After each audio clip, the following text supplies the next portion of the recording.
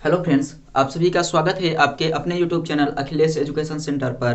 दोस्तों, last class में हम लोग पढ़ रहे थे गतिमान आवेश एवं चुंबकीय क्षेत्र के बारे में। तो उसमें हमने ये पढ़ लिया था कि यदि कोई ऋजुरेखीय चालक है और वो परिमित लंबाई का है, तो उस ऋजुरेखीय चालक के किसी बिंदु से r दूरी पर उत्पन्न चुंबकीय क्षेत्र, या फिर यदि अनंत लंबाई का ऋजुरेखीय चालक है तो उसके कारण उत्पन्न चुंबकीय क्षेत्र, या अनंत लंबाई के ऋजुरेखीय चालक के किसी एक कोने पर उत्पन्न चुंबकीय क्षेत्र। आज का जो अपना टॉपिक है, उस टॉपिक का नाम है वृत्ताकार धारावाही कुंडली के अक्ष के अनुदिश चुंबकीय क्षेत्र। और इसके पीछे का वीडियो यदि आपने नहीं देखा है तो जाकर देख लीजिए। प्लेलिस्ट आपको अभी यहाँ पर जो आई बटन आ रहा है वहां पर दिया गया है, आप वहां से भी जाकर पूरा वीडियो देख सकते हैं। ये आपका चौथा पार्ट है। तो चलिए हम लोग बिना टाइम व्यतीत किए स्टार्ट करते हैं अपने टॉपिक को। और आप सब चैनल पर नए हैं तो सब्सक्राइब कर लीजिए तथा बेल आइकन को भी प्रेस कर दीजिए। चलिए स्टार्ट करते हैं। तो हमें करना क्या है, वृत्ताकार धारावाही कुंडली के अक्ष के अनुदिश चुंबकीय क्षेत्र ज्ञात करना है। तो हम लोग मान लेते हैं कि माना कोई ए त्रिज्या की एक वृत्ताकार धारावाही कुंडली है। माना ए त्रिज्या की एक वृत्ताकार धारावाही कुंडली है। हम इसको मान लेते हैं कि माना ए त्रिज्या की कोई वृत्ताकार धारावाही कुंडली है। इसकी त्रिज्या कितनी है, ए, या फिर इसकी त्रिज्या हम लोग आर कुछ भी मान सकते हैं, आपके ऊपर है। आपने मान लिया कि कोई एक वृत्ताकार धारावाही कुंडली है जिसकी त्रिज्या ए है, और इस कुंडली के मध्य बिंदु से यक्ष दूरी पर एक बिंदु P है, और इसी बिंदु पर हमें उत्पन्न चुंबकीय क्षेत्र के तीव्रता की गणना करनी है। इतना समझ में आया। सबसे पहले आपको मानना पड़ेगा, माना ए त्रिज्या की एक वृत्ताकार कुंडली है और इसके केंद्र से r दूरी पर या x दूरी पर एक बिंदु P है जहां पर चुंबकीय क्षेत्र के तीव्रता की गणना करनी है, और इसमें एक समान धारा I प्रवाहित हो रही है। तो हम क्या करेंगे, देखिए यहाँ पर जब हमें ये गणना करनी है तो इसके लिए हम लोग इस कुंडली के या इस वलय के दो कोनों पर या दो सिरों पर, मान लीजिए इस कोने पर एक अति अल्प लंबाई और इस कोने पर अति अल्प लंबाई dl ले लेते हैं।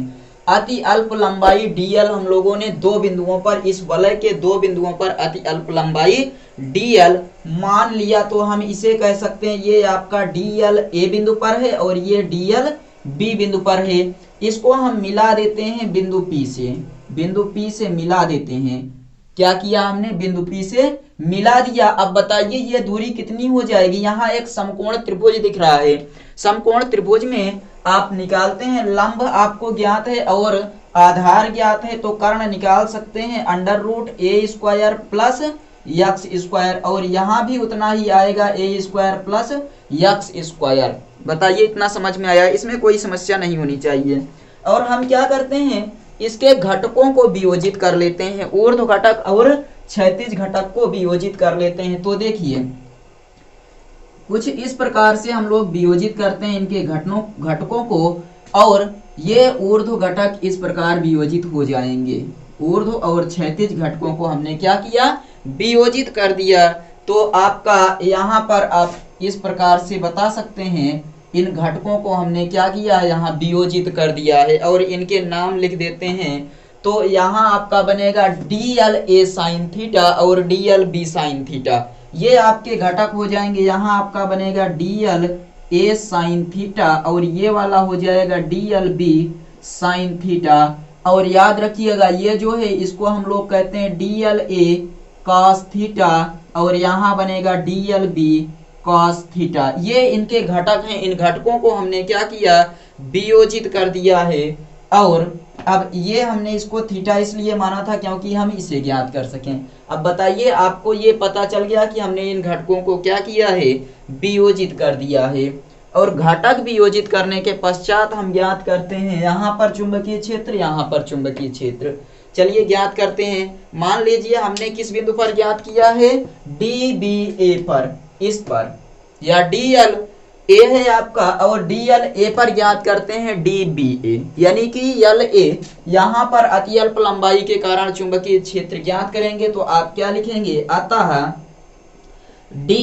बी। चुंबकीय क्षेत्र कौन से बिंदु पर? ए पर। तो आप जानते हैं म्यू नॉट अपान 4 पाई साथ में I D L sine theta upon R square होता है। लेकिन आप यहाँ देख पा रहे होंगे जो थीटा का मान है आपका वो 90 डिग्री है, तो यहाँ आप रखेंगे 90 डिग्री। इस तरह से आपको प्राप्त हो जाएगा म्यू नॉट बटे 4 pi I D L upon R square. ये समीकरण नंबर 1 हम मान लेते हैं। और इसी प्रकार हम ये ज्ञात करते हैं बिंदु बी पर। इसी प्रकार बिंदु बी के लिए आपका बनेगा डी बी बी बराबर म्यू नॉट अपान 4 पाई और I D L upon R square. समीकरण नंबर 2 भी इसी प्रकार बन जाएगा, जैसे समीकरण 1 वैसे ही समीकरण 2। अब हम क्या करेंगे, इन घटकों को वियोजित करके घटकों को लिख लेते हैं। बताइए नीचे आपको दिख रहा है, चलिए ठीक है। अब हम लोग इन घटकों को वियोजित करके घटक के नाम लिखते हैं। तो घटक के नाम आप लोग डी बी ए एवं डी बी बी के घटकों को वियोजित करने पर यहाँ समझिए क्या करते हैं हम लोग, डी बी ए एवं डी बी बी के घटकों को वियोजित करने पर, डी बी ए एवं डी बी बी के घटक वियोजित करेंगे। तो वियोजित करने के पश्चात हमें ऊर्ध्व और क्षैतिज घटक प्राप्त होंगे, यानी ऊर्ध्व घटक और क्षैतिज घटक। तो सभी क्षैतिज घटकों को हम लोग लिख लेते हैं। तो यहाँ लिखते हैं क्षैतिज घटक। क्षैतिज घटक, आप बताइए क्षैतिज घटक और ऊर्ध्व घटक या लंबवत घटक क्या क्या बनेंगे? ऊर्ध्व घटक। तो इनके नाम आपको लिखना है कि क्षैतिज घटक और ऊर्ध्व घटक आपके कौन से बनेंगे। इनको लिखने के पश्चात हम आगे सॉल्व करेंगे। तो आपको यहाँ पर क्या समझ में आता है कि ये जो आपके क्षैतिज घटक हैं, क्षैतिज घटक अनुदिश हैं कौन कौन से? D L A sine theta और D L B sine theta, ये क्षैतिज घटक है। और ऊर्ध्व घटक आपका है D L A cos theta और D L B cos theta. तो आप देख पा रहे होंगे कि जो ऊर्ध्व घटक हैं वो बराबर व विपरीत हैं, बराबर व विपरीत हैं, इसलिए निरस्त हो जाएंगे। ऊर्ध्व घटक बराबर व विपरीत होने के कारण निरस्त हो जाएंगे। ऊर्ध्व घटक बराबर व विपरीत होने के कारण, विपरीत होने के कारण निरस्त हो जाएंगे, निरस्त हो जाएंगे। और आपका जो क्षैतिज घटक होगा, क्षैतिज घटक आपस में जुड़ जाएगा। तो ऊर्ध्व घटक निरस्त हो जाएंगे और जो क्षैतिज घटक हैं वो आपके जुड़ जाएंगे। अतः हम लोग बिंदु बी पर परिणामी चुंबकीय क्षेत्र ज्ञात करते हैं। तो ये आपके जो अनुदिश हैं ये जुड़ जाएंगे और ये दोनों निरस्त हो जाएंगे। अतः बिंदु पी पर परिणामी चुंबकीय क्षेत्र, परिणामी चुंबकीय क्षेत्र को बी से लिखते हैं। बी बराबर आपका हो जाएगा mu not upon 4 pi I D L upon R square और साथ में लगेगा साइन थीटा। साइन थीटा का मान हम यहां से निकालते हैं। तो साइन थीटा बराबर आपका होता है लंब बटे कर्ण। चूंकि साइन थीटा बराबर लंब ए है और कर्ण आपका under root A square plus B square. A square देखिए कर्ण आपका ए स्क्वायर और एक्स स्क्वायर है। तो ये आप लिख देंगे साइन थीटा बराबर ए स्क्वायर अपान ए स्क्वायर प्लस एक्स स्क्वायर हो जाएगा। और अब हम क्या करते हैं, देखिए जब इनको जोड़ेंगे तो आपका ऐसे डायरेक्ट ये लिख दिए हैं और इसको एक बिंदु और आप समझ सकते हैं एक बिंदु पी पर परिणामी ज्ञात करने के लिए डीबी बराबर हम लोग क्या करेंगे, डीबी बराबर डीएल किस बिंदु पर, डीएल बिंदु ए पर प्लस डीएल बिंदु बी पर या डीबी बिंदु ए पर और डीबी बिंदु बी पर। और उसके बाद जब आप देखेंगे तो ये आपको कुछ इसी प्रकार से प्राप्त हो जाएगा। तो D B A sine theta, D B A sine theta और D B B sine theta इसी क्रम में आगे और होंगे तो जुड़ जाएंगे। और आपको लास्ट में यही, क्योंकि ये सब बराबर आपके हैं, यहाँ आपने निकाला है कि D B A sine theta और डी बी बी दोनों बराबर हैं, इसलिए हमने क्या किया, एक बार लिख दिया और आगे लगा देते हैं डैश करके। और साइन थीटा का मान भी हमने ज्ञात कर लिया है, तो अब इसका मान रखते हैं, इसका मान रखते हैं। चलिए एक बार फिर से एक लाइन समझ लीजिए, नहीं आप अभी समझ नहीं पाएंगे। तो ये आपके समझ में आया। अब बताइए डी बी बराबर कितना लिखा जाए, D B A sine theta कितना है, D B A sine theta.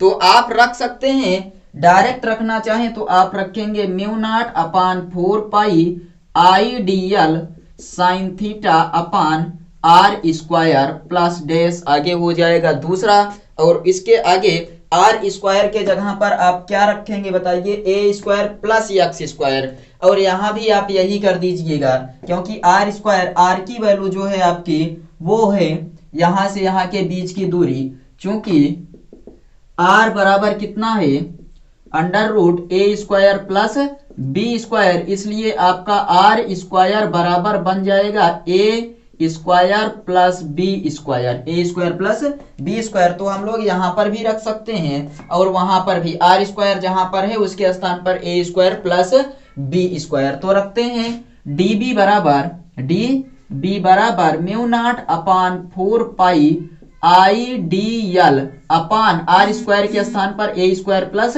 B square, और साइन थीटा के स्थान पर आपने कितना निकाला है अभी, यहां फिर से एक बार कर लेते हैं। तो साइन थीटा बराबर A upon under root A square plus X square into A upon under root A square plus X square. इतना आपके समझ में आया या नहीं बताइए। और प्लस करके आगे भी हम लोग रख सकते हैं डैश, जो भी आपका आए।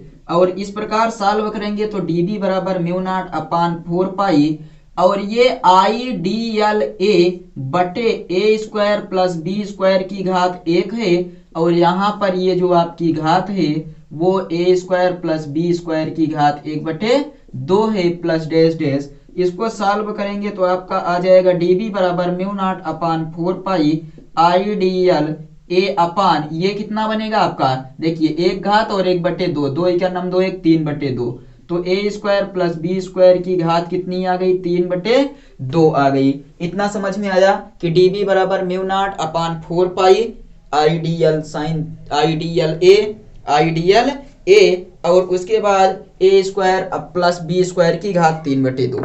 चलिए अब इसका क्या करना है, समाकलन। इसको एक बार नोट कर लीजिए या स्क्रीनशॉट ले लीजिए। तो हम अब इसका समाकलन करते हैं, इधर से समाकलन करेंगे और उसके बाद वहां पर आगे सॉल्व हो जाएगा। चलिए हम मिटाते हैं इसको और आप लोग स्क्रीनशॉट ले लीजिए। समाकलन करेंगे इसी का, तो लिख देते हैं दोनों पक्षों का समाकलन करने पर, दोनों पक्षों का समाकलन। तो जब हम लोग दोनों पक्षों का समाकलन करेंगे तो बताइए क्या आपको मिलेगा। समाकलन ऐसे डी बी बराबर म्यू नॉट 4 पाई बाहर हो जाएगा, साथ ही साथ आई डी एल बाहर हो जाएगा, ए स्क्वायर प्लस एक्स स्क्वायर की घात 3/2 बाहर हो जाएगा। समाकलन होगा आपका सिर्फ यहाँ पर ये आई ए बाहर होगा, याद रखिएगा, और समाकलन होगा डीएल का। डीबी का समाकलन बी होता है और म्यू नॉट बाई 4 पाई और आई ए अपान ए स्क्वायर प्लस एक्स स्क्वायर, ए स्क्वायर प्लस एक्स स्क्वायर घात 3/2 और डीएल का समाकलन यल। चूंकि यल बराबर 2 पाई ए परिधि है, वृत्त की परिधि 2 पाई ए, मान रख देंगे हम लोग इसका। अब मान यहाँ पर रख देते हैं तो b बराबर आपका हो जाएगा म्यू नॉट बाई 4 पाई और i इंटू ए का मान है 2 पाई ए और साथ ही साथ ए स्क्वायर प्लस एक्स स्क्वायर की घात 3/2। 4 पाई ये कटा, यहाँ पर 2 बचा, तो b बराबर म्यू नॉट अपान 2 और आई ए और साथ में एक चीज और देखिएगा, यहाँ पर आपका जो है 2 पाई ए है, साथ में आई ए भी है, यहाँ एक ए और है, तो ए स्क्वायर अपान 2 इंटू ए स्क्वायर प्लस एक्स स्क्वायर का घात 3/2, घात 3/2। और आप कह देंगे कि यदि यहाँ पर जो आपका वृत्ताकार वलय है, यदि फेरों की संख्या है इसमें कितनी हो, फेरों की संख्या n हो, कैपिटल N हो, बी बराबर बनेगा mu not an I A square upon 2a² plus X square की घात 3/2 और चुंबकीय क्षेत्र है तो इसका मात्रक आप सब बताइए। चुंबकीय क्षेत्र इसका मात्रक आप हमें कमेंट करके बताइए, क्योंकि पहले इसके मात्रक के बारे में हम लोग विस्तृत चर्चा कर चुके हैं। तो चलिए अब बताइए, आपको यहाँ पर समझ में आ गया होगा आई थिंक अच्छे से।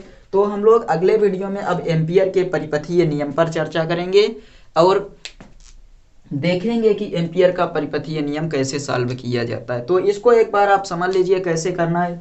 सबसे पहले आप मानेंगे ये एक वृत्ताकार वलय जिसकी त्रिज्या a है, इस त्रिज्या इसमें I एम्पियर की धारा प्रवाहित हो रही है। इससे x दूरी पर एक बिंदु P है जहां चुंबकीय क्षेत्र ज्ञात करना है। इसके लिए हमने इस वलय पर दो बिंदु लिए A और B, इनको हमने P से मिला दिया, घटकों को वियोजित करके देखा कि आपके जो ये ऊर्ध्व घटक हैं ये हो जा रहे हैं निरस्त, आपके जो अनुदिश घटक हैं ये जुड़ जाएंगे और जुड़कर इस प्रकार यहाँ पर प्राप्त हो जाएगा इतना चुंबकीय क्षेत्र लास्ट तक आपको।